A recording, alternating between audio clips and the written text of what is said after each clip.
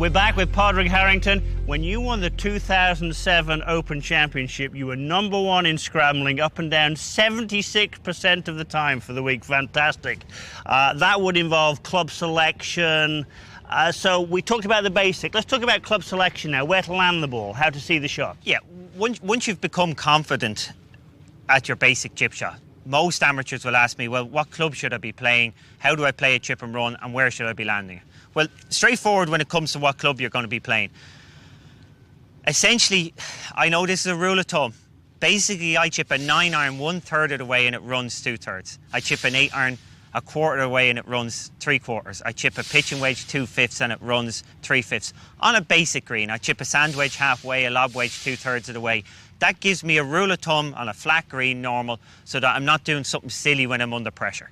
Okay, obviously it changes when the greens get firmer and faster, but as a basic rule of thumb, a 9-iron 1/3 of the way in the air, 2/3 of the way running. Okay, outside of that then, we're essentially trying to pick a spot to land it on. I will always say, here we are, we've got 8 yards of fringe and 5 yards of green.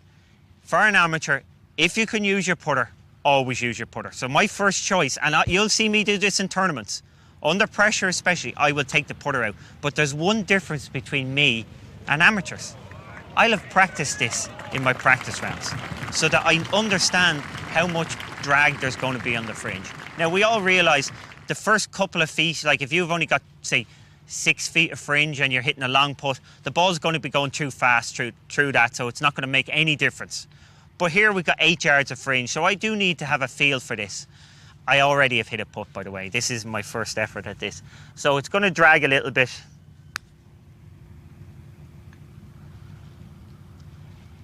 That would be pretty good, pretty safe. To be honest, I'd be disappointed with that. And yet it's still within that 5-foot radius.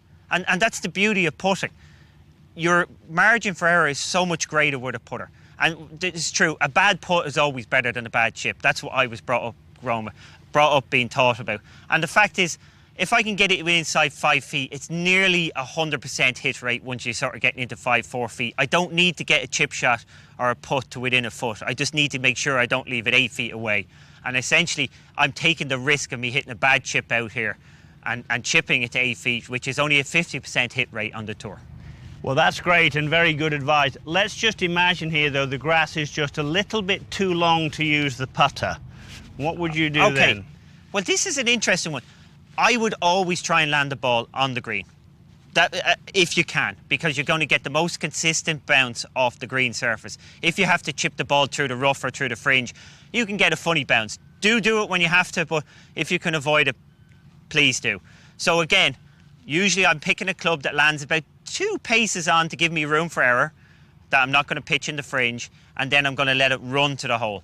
But I have a very interesting choice on this particular one here. As we can see here, we have a downslope short of the green, and then the green is quite flat for the 15 feet of green.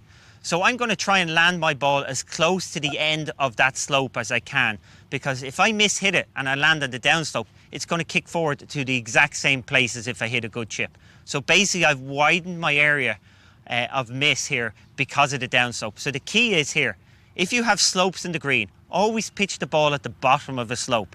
And in modern greens, you have a lot of hollows. So actually, if you have a hollow, pitch it in the base of the hollow. That way, if you hit it too easy, it's going to hit the downslope and kick forward. If you hit it too hard, you're going to hit the upslope and it's going to stop.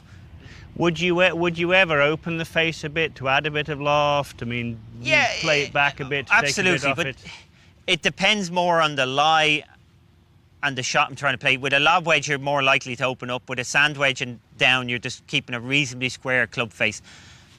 Again, it really is about trying to make sure whatever club you're hitting, you're getting a good strike on it. Again, see, I've just jumped that a little bit short and it's kicked forward. So I'm getting the benefit of that downslope there very nicely. So we'll hit this a little harder. Now I've landed on the flat. Yeah, I like that one, by the way. But I know that one went in and that's lovely, but the beauty of that shot was my bad shots are still going to be close enough that they're stone dead, all because I chose the right club. Whereas if somebody picked, which most amateurs will do, they'll pick the lob wedge, they'll need to throw it 2 or 3 yards onto the green, and if they just miss that strike a little bit, it's going to come up 6 feet short. If they just get it a little bit heavy, it's going to go 6 feet by. Whereas my shot here, because I have the downslope, I've got a good margin for error. And the key with chipping is you're trying to eliminate the big mistake. I know people think, oh, Harrington's always trying to chip in. I'm not. I'm trying to take the best option to eliminate big errors, because I know if I can get it inside this distance, that's every bit as good as that really on tour, because we're close to 90%, or close to 100% from that range. That's great stuff. That's certainly going to help a lot of people.